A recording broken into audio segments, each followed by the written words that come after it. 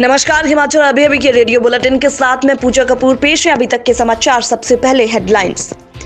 हिमाचल में नशा तस्करी होगी गैर जमानती। सीएम सुक्खू ने विधेयक पारित करके मंजूरी के लिए केंद्र सरकार को भेजा। बेटियों को संपत्ति में समान अधिकार प्राप्त करने की दिशा में सुख सरकार का निर्णायक कदम। आउटसोर्स कर्मियों के मामले में विपक्ष का वॉकआउट। डिप्टी सीएम बोले, क्लीन वेज कंपनी ने एम्प्लॉयमेंट एक्सचेंज जैसे काम किया। दिल्ली में जंतर मंतर में गरजे सेब बागवान। हिमाचल, कश्मीर, उत्तराखंड के बागवानों ने इंपोर्ट ड्यूटी बढ़ाने और कृषि इनपुट पर जीएसटी हटाने की मांग उठाई। सीएम ने अनाथ बच्चों संग किया लंच। विधानसभा की कार्यवाही देखने आए टूटीकंडी आश्रम के 69 बच्चे। विजिलेंस ने संगड़ाह में जेई को 10,000 की रिश्वत लेते रंगे हाथ पकड़ा। अब समाचार विस्तार से।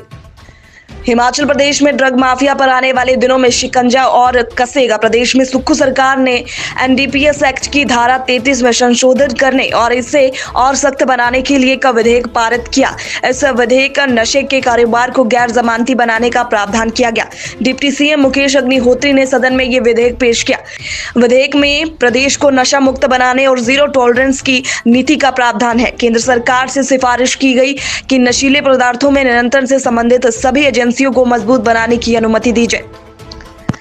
लैंगिक समानता को बढ़ावा देने और दृष्टिगत प्रदेश सरकार ने 51 वर्ष पुराने Himachal Pradesh ceiling on land holding act 1972 में संशोधन किया। इस ऐतिहासिक निर्णय में अब पैतृक संपत्ति में वयस्क बेटी को भी एक अलग इकाई 150 बीघा भूमि तक माना जाएगा। राज्य सरकार ने मौजूदा अधिनियम की धारा 4 की उपधारा 4 में पुत्र शब्द के बाद या पुत्री शब्द सम्मिलित कर त्रुटि को सही किया है। इस संशोधन के उपरांत बेटी के समान एक अलग इकाई रूप में शामिल किया गया है। इससे पहले इस अभियान में एक नया वयस्क पुत्र को अलग इकाई के रूप में अतिरिक्त 150 बीघा भूमि तक प्रावधान था, जबकि वयस्क पुत्री को इस सम्मान अधिकार से वंचित रखा गया था। हिमाचल विधानसभा में आउटसोर्स कर्मियों की सेवाएं समाप्त करने को लेकर जोरदार हंगामा हुआ। विपक्ष ने प्रश्नकाल शुरू होने से पहले ही सदन में स्थगन प्रस्ताव लाया। इस दौरान सत्ता पक्ष और विपक्ष के बीच तीखी नोकझोंक हुई। स्पीकर द्वारा स्थगन प्रस्ताव पर चर्चा की इजाजत नहीं मिलने पर विपक्ष ने नारेबाजी करते हुए वॉकआउट किया। सीएम सुक्खू ने विपक्ष के विरोध में राजनीतिक से प्रेरित बताया। दिल्ली से लौटने के बाद सीएम ने कहा कि विपक्ष ने अपने कार्यकाल में आउटसोर्स कर्मचारियों के लिए कुछ नहीं किया। अब भाजपा सत्ता से बाहर हो गई है, इसलिए उन्हें आउटसोर्स की चिंता सता रही है और जनता के बीच ये दर्शाने का प्रयास कर रही है कि उन्हें आउटसोर्स कर्मचारियों की बहुत ज्यादा चिंता है। शेष समाचार ब्रेक के बाद। आपके स्वास्थ्य का प्रहरी Shri Balaji hospital, Kangra, Himachal.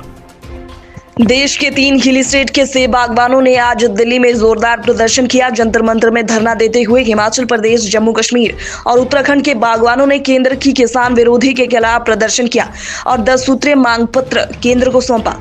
Apple federation of India के संयोजक सोहन ठाकुर ने कहा कि 3-4 साल में ही इनपुट कॉस्ट दुगना होने से सेब की खेती मुश्किल हो गई है। ऐसे वक्त में सरकार कृषि इनपुट पर सब्सिडी खत्म कर रही है। इससे खाद, बीज और दवाइयां किसानों और बागवानों की पहुंच से दूर हो जाएंगी। उन्होंने कहा कि केंद्र सरकार से सभी कृषि इनपुट को जीएसटी फ्री करने की मांग करनी चाहिए। सीएम सुखविंदर सिंह सुक्खू के निमंत्रण पर बालिका आश्रम टूटीकंडी के 69 बच्चे आज विधानसभा को देखने पहुंचे। इन बच्चों ने दर्शक दीर्घा में बैठकर विधानसभा की कार्यवाही को देखा। इसके बाद सभी बच्चों ने विधानसभा में ही मुख्यमंत्री के साथ बैठकर लंच किया। बालिका आश्रम के इतने बच्चों ने पहली बार एक साथ सदन की कार्यवाही को देखा। इससे इन बच्चों में काफी उत्साह देखा गया। हिमाचल प्रदेश के सिरमौर जिले में उपमंडल संग्रह के वीडियो कार्यालय में तैनात जेई को विजिलेंस की टीम ने 10,000 रुपए की रिश्वत लेते गिरफ्तार किया। टीम ने ये कार्यवाही मंगलवार को अमल में लाई। जानकारी के अनुसार आरोपी जेई प्रदीप शर्मा शिकायतकर्ता से संपर्क का एक एस्टीमेट बनाने की एवज में रिश्वत मांग रहा था।